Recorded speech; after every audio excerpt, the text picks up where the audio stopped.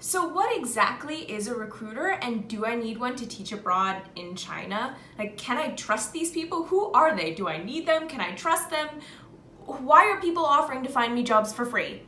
Well, hey everyone, my name is Rochelle from Adventures Around Asia, and today we are going to be going super in depth on recruiters, using recruiters for finding a job in China. I'm going to tell you exactly who recruiters are and how to identify them, why you might need one or use one to find a job in China, the difference between recruiters and teach abroad programs, how to figure out if you can actually trust these people with some red flags to look out for, and how to identify secret or incognito recruiters, people who you might not realize that they're a recruiter, but they actually are. How to figure out who these people are and whether or not you can actually trust them. So if you are looking to find an awesome high-paying job in China that you love, you're looking for jobs right now, you don't know who to trust, this is the video for you. So firstly, what exactly is a recruiter? This is something that I had no idea about when I was first applying to jobs in China. But basically, recruiters are sort of like headhunters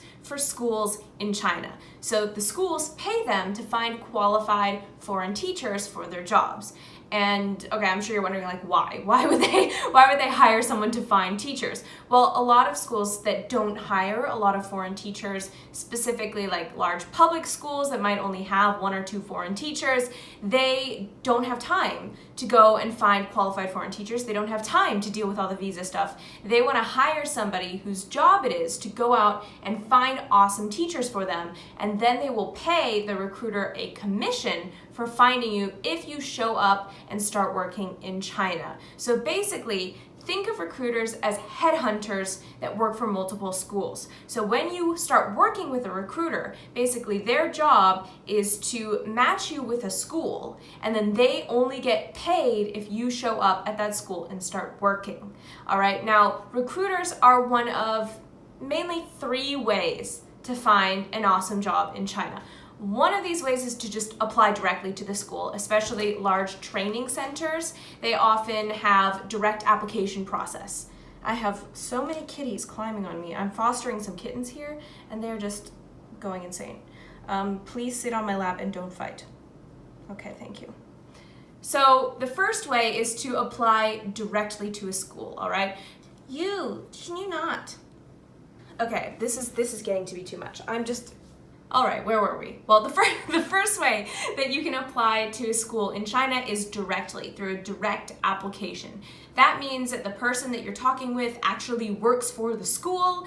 A lot of large training centers that hire multiple foreign teachers, they have their own department and their own HR staff for hiring foreign teachers. So you can apply directly.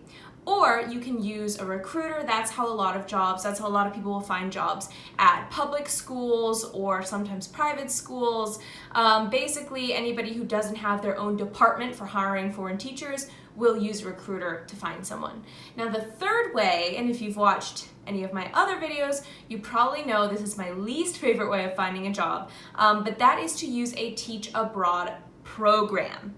Now, what exactly is the difference between a teach abroad program and a recruiter? Because this is something that actually took me a while to figure out.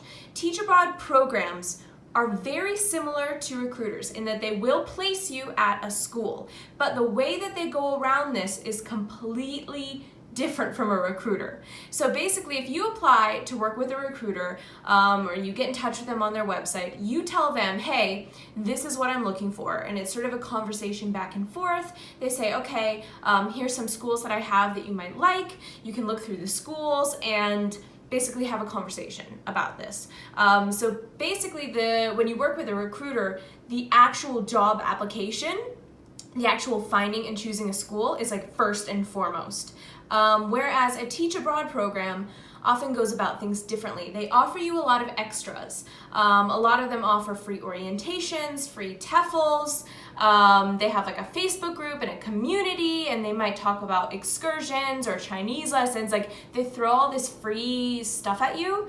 And the main thing is getting accepted into the program. So the program name is like first and foremost, and you get accepted into this program, and then you join the Facebook group, and there's all these other teachers teachers arriving the same time as you that are all excited, and then you get your job. But oftentimes you have zero say over your job. You are placed in a location or assigned to a location. So China has a lot of these programs. I know many other countries have them as well. And it can seem very fun because you're in this community. It's like working with a recruiter, but better because you get all this free stuff. But unfortunately, nothing in life is ever free. And so basically the reason why, I'm not going to go in too much in depth because I talk about it all the time, but you have like no say in your school, right? That's one of the issues. Another issue is that these jobs are often lower paying. Like maybe everybody in the program gets the same low salary. Like they might say everyone in the program gets 6,000 RMB per month. So if you are in the middle of nowhere, like I was my first year when a teach abroad program put me in the middle of nowhere by myself, that salary might actually be okay. But if you are in like downtown Shanghai, maybe not so much, right? So they sort of lure you into this program. You have no say. You might have like a preference list, but they just like throw you out whatever school pays them the most or says they want you first. Like they may or may not even take your preference list into consideration. So basically, teach abroad programs and recruiters are very similar. However, if you are having a tough time deciding between which route to go, I would 100% recommend working with a recruiter because the job is first and foremost. So you have a lot more negotiation power. You can actually yes or no, like veto certain schools, whereas a teach abroad program, they give you your school at the absolute last second and there is no communication or saying, I don't like that school. There is no sort of like collaboration back and forth. It's just like take it or leave it. So it might seem fun to be on this program, to be surrounded by all these other people and to have this Facebook group. But like seriously, if you want a Facebook group and you want to meet people in China, I have a free Facebook group. All right, I'll link to it below. Just join my free Facebook group and use a recruiter. All right. Now, I'm sure you're wondering, all right, when do I know if I should be using a recruiter or applying directly? And my answer is do both. So you can apply directly, you can get in touch with a couple recruiters. There's nothing stopping you from talking to a few different people and then making a decision. All right, some people are worried about recruiters like scamming them or whether or not we can trust them, and I'm gonna get into that in this video. But there's nothing wrong with working with a recruiter and then applying directly to a few schools. I definitely suggest trusting your gut, applying to a few different places, looking at all of your different options, not just being given a school and say, hey, your school's in the middle of nowhere, take it or leave it.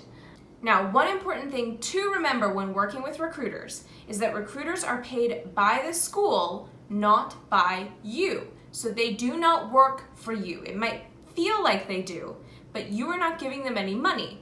They're not your employee. They're not someone that you hired. Right? The school is paying them to find you. So their allegiance is first and foremost to the school and also hopefully their own reputation. All right, so I'm sure you guys are wondering like, okay, can I trust these people? If they're getting paid by the school and their allegiance or alliance is to the school and not to me, how do I know if I can trust them?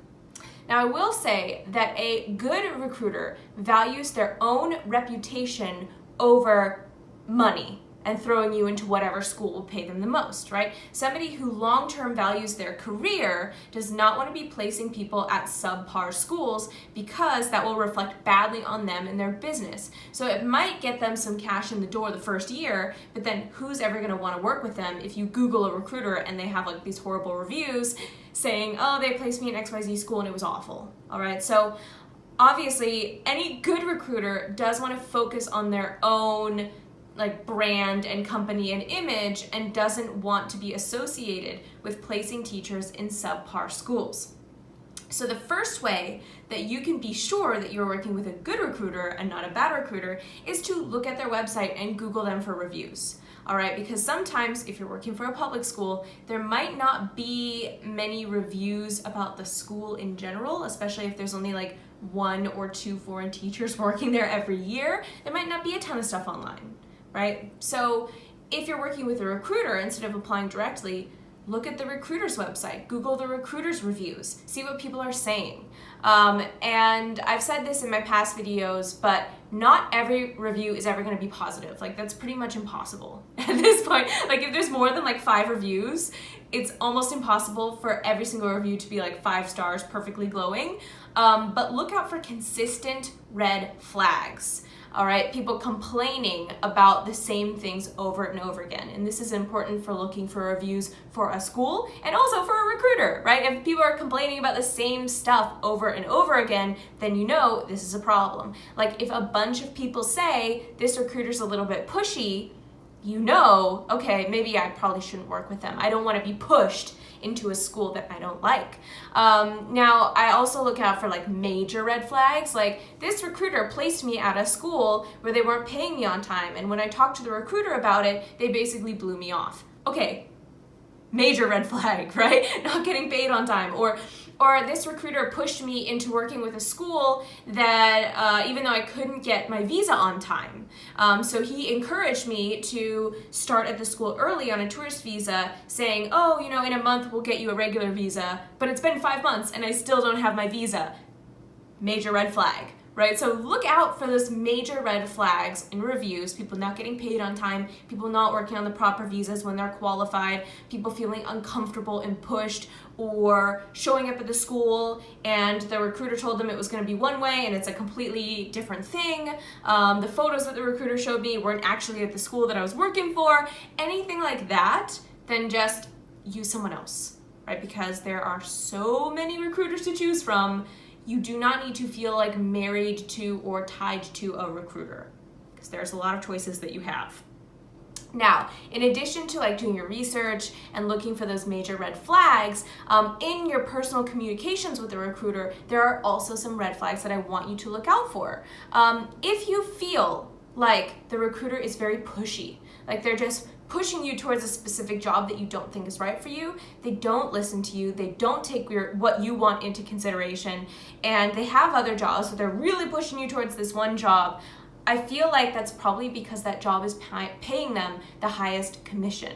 All right, because not every school gives the same type of commission. So some schools will offer them like $2,000 for you, and other schools might offer them $300. So obviously they might want to push you towards the schools that offer them the highest commission. So if that's the case, if you're feeling really pushed and like this recruiter is not listening to you, just work with someone else. Right? You don't have to, you haven't paid them any money, right? You don't owe them anything. Just work with someone else.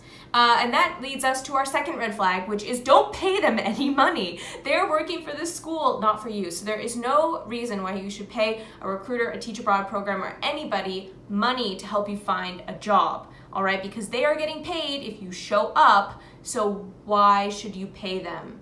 You're already doing them a favor by existing, okay? So there's no need to pay them.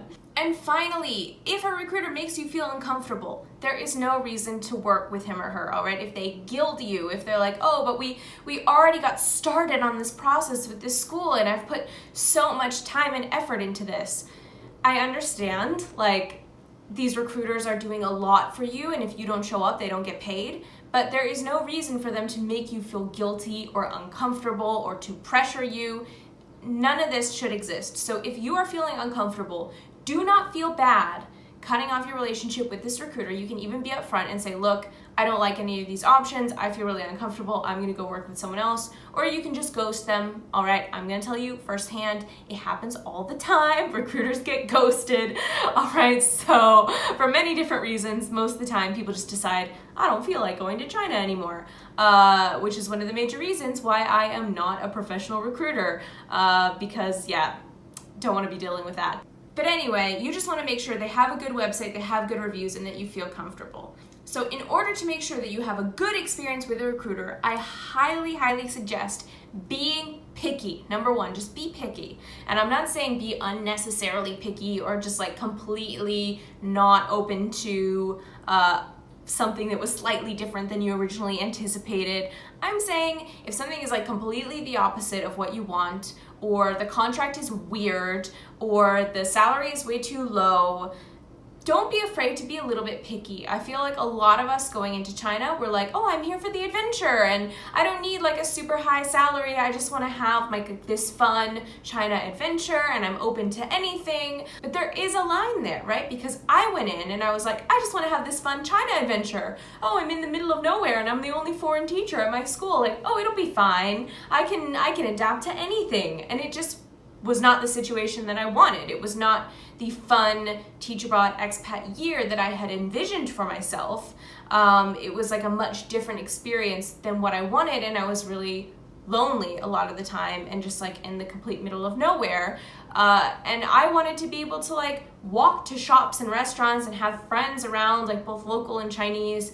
And when you live at the school in the middle of nowhere and you're the only foreigner for miles, you don't get that fun experience, that fun expat experience that you might have wanted. So don't be afraid to be a little bit picky.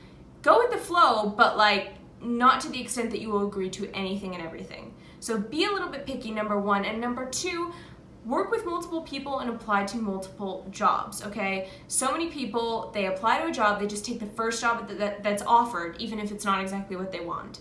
And a lot of these jobs, they're very good at being like, all right, here's your contract. Now we need to know within 1 week, or can you tell us as soon as humanly possible if you're coming, because we need to get started on your visa. And they like guilt you into immediately signing on to the contract. So if you can stall like for a couple weeks, I definitely highly recommend applying to a few different jobs and seeing what they offer you and comparing offers. And even if that means working with like a second recruiter or applying to a few jobs directly, there is nothing saying that you cannot work with anyone else when you sign on with a recruiter, all right? So many people, they get in touch with a recruiter, they only use that recruiter, they never look at anything else, and the recruiter matches them with one job and then that's it. But please feel free to even tell your recruiter that you want to shop around a little bit and compare offers. And they should be able to point you in a few different directions. Now, finally, I know I already said this, but you want to research the recruiter and research the individual school. I had no idea that my school was in the absolute middle of nowhere until I showed up. So you want to figure out where your school is located. Look for reviews for your school online. Look for reviews for your recruiter. Look at the website for your recruiter. Try to see if you can find actual pictures of the school or the classroom. See if your recruiter's been in any interviews or anything like that.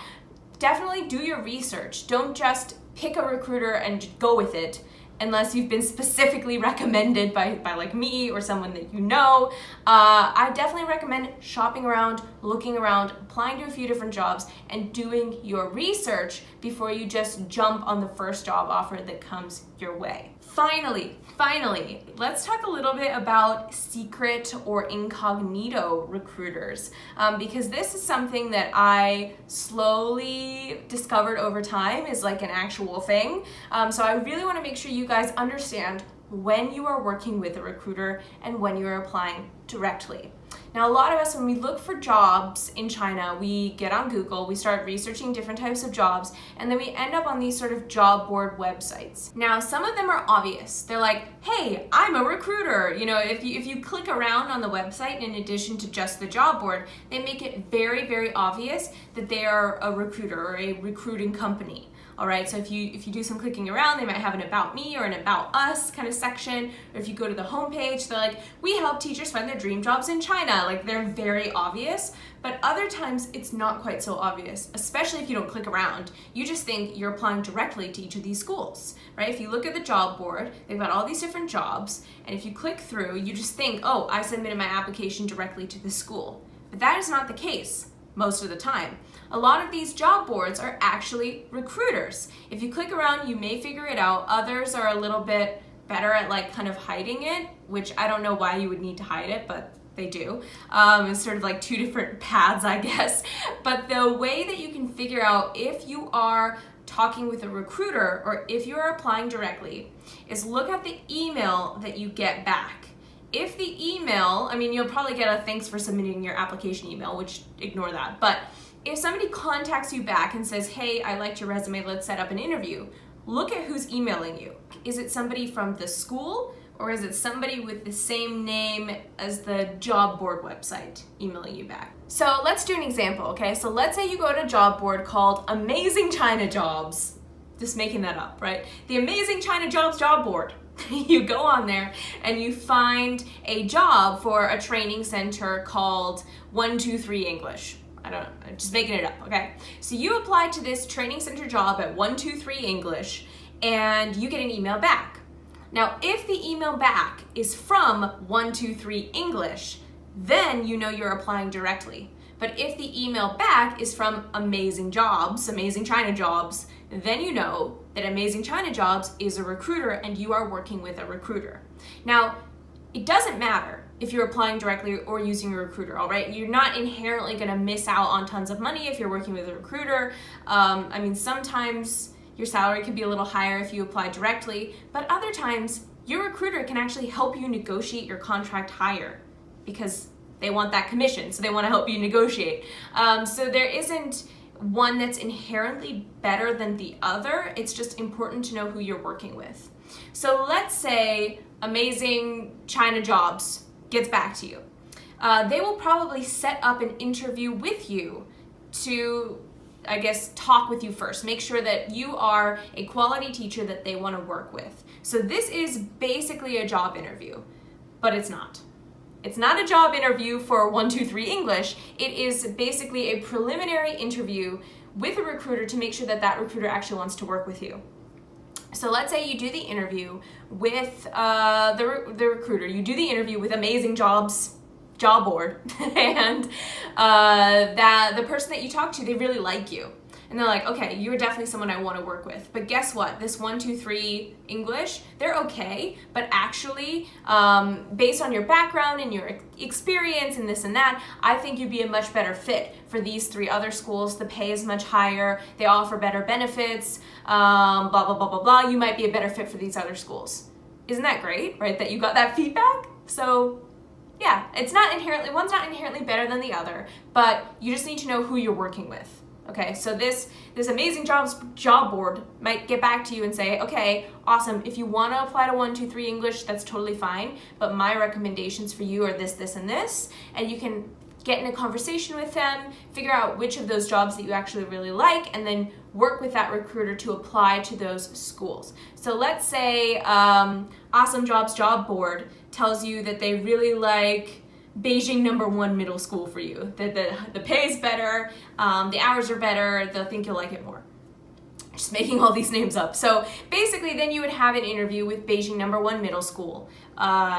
And then your recruiter would sort of help you with that negotiation and contract signing process. Your recruiter would help you actually apply to the school as well. Okay, so that's how that process works. So just keep in mind, when you are using job boards, there is a very high likelihood that that job board is actually a recruiter. So if that is the case, be sure to research your school and the recruiter, because a lot of times people don't even realize that they're working with recruiters until halfway through their first interview when they're like, wait, you don't work for the school? Who are you? You're like a middleman? I don't understand. They're a recruiter. Okay, so if you have a weird middleman in there, you are working with a recruiter. Now, the second way you can sort of secretly work with a recruiter is basically when you work with like a TEFL provider to find a job in China. So basically, I already mentioned teach abroad programs do this, but a lot of times when TEFL providers or other similar people, they offer to help you find a job in China,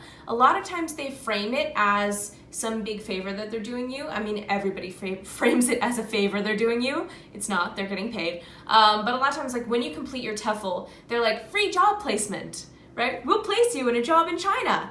Yeah, of course you will, because you're also a recruiter. Like, it just makes sense naturally for, and I can say this because I've had plenty of people come to me and say, do you want to be a recruiter for my school, blah, blah, blah. And that's not a route that I want to go down, but basically what happens is these schools will approach these TEFL providers, and it just makes sense, right? You're already there getting your TEFL, and then they're like, hey, do you want a job? And a lot of people say like, yeah, yes, thank you so much for helping me find a job. And they go, you're welcome, I'm getting paid for this. But you need to be aware that they are not doing this out of the goodness of their heart. It's not free, it's not included in your TEFL fee. They're getting paid by the school if you show up. So if you want to work with the TEFL provider for the free job placement, that's totally fine. It's totally fine. Just be aware that they are acting as recruiters and they get paid if you show up. So don't be afraid to also apply around and look at other recruiters or apply directly for other companies and schools, because they're not doing you a favor. Like, they get paid if you show up. It's not like you paid for some unbiased job service where they're placing you in schools and just out of the goodness of their heart or as part of your TEFL package. No, like, they're actually getting paid if you show up. So definitely keep that in mind when working with them, and don't be afraid to do your research and trust your instincts. So to sum everything up, my overall general advice for working with a recruiter is feel free to work with a recruiter, but just don't get bulldozed, number one, okay? So if you really want to work with a recruiter, that's great. It can be probably the best way to find jobs like public schools in China. So if that's the case, feel free to work with a recruiter or more than one. Just do not let them push you into a job that you are just not interested in, all right? Be open, be flexible, but if there is something about a job that you just like really don't want or don't like and you want something else, don't get bulldozed into taking a job that you don't like because a recruiter is pressuring you. Now, number two, I've mentioned this a million times and I'm gonna say it again, do your research. Research the school, research the recruiter, research the location. You can even ask to talk to past teachers at the school, all right? Do your research. And number three, apply to multiple jobs. Don't be afraid to shop around. You don't need to take the first job that's given to you. And finally, number four, if you want basically a recruiter who works for you and not for the schools, who is on your side, you can always work with me. So for those of you who don't know, I run Teach Abroad Squad, which is a course and community to help people be successful their first year teaching abroad in China. And part of what I do in the course is, like, in addition to the course, is I help people find their dream job in China. And I have a job board and I have relationships with different recruiters and schools. But basically, I'm on your side. So instead of getting paid by the schools if you show up, I'm basically in your corner being like, all right, based on what I know about you, here's some awesome jobs I think you should apply to. Now, once you apply, send me your contract, I'll look at it, I'll help you compare job offers. And I've literally told people, like, no, don't take that job. I don't like that in the contract. Why don't we apply with this recruiter and see what they come up with? Like, I'm basically in your corner, reading through all your contracts, helping you negotiate for a higher salary and saying, okay, you know, here's some people who you can trust.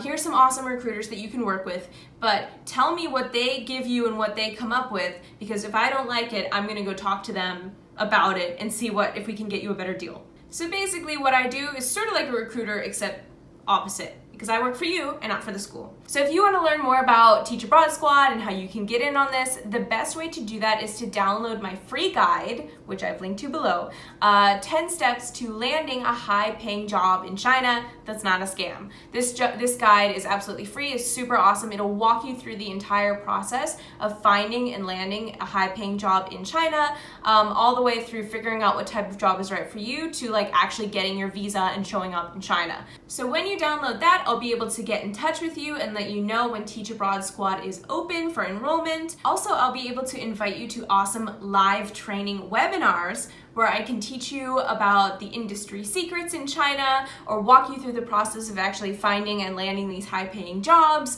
live. So basically, if you really want to teach abroad in China and do it right the first time, you definitely want to get emails from me. I mean, like, seriously.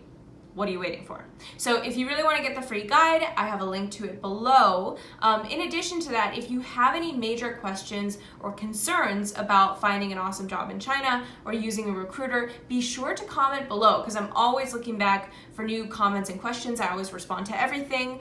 Also, if you have any stories about using a recruiter, either like awesome stories or horror stories, feel free to share below as well. And if you have any questions or topics that you would really love me to cover in another video, I'm always looking for suggestions. So feel free to pop those in a comment as well. But I really look forward to hearing back from you guys. I love all the comments that you've been leaving, but I really want to make sure that you guys have an amazing adventure your first year in China without having a crappy throwaway year where you live in the middle of nowhere surrounded by factories where you're the only foreigner for miles. So basically, I want to help you avoid all of my mistakes. So if you have any questions or comments, feel free to leave them below. But on your way out, don't forget to subscribe for more awesome China Teach Abroad content, and be sure to grab your free guide, 10 Steps to Landing a High-Paying Job in China.